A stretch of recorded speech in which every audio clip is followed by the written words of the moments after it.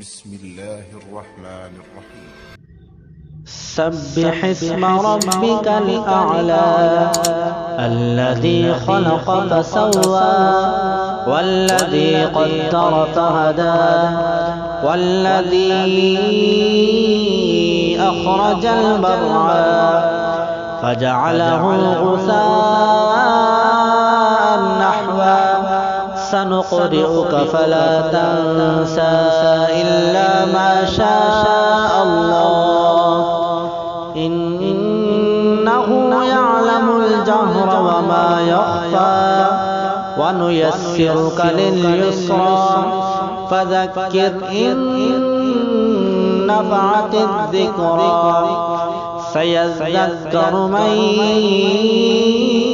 يخشى ويتجنبها الأشقى الذي يصلى النار الكبرى ثم لا يموت فيها ولا يحيا قد أفلح من تزكى وذكر اسم ربه فصلى بل تؤثرون الحياة الدنيا والآخرة خير وأبقى إن هذا لفي الصحف الأولى صحف إبراهيم وموسى.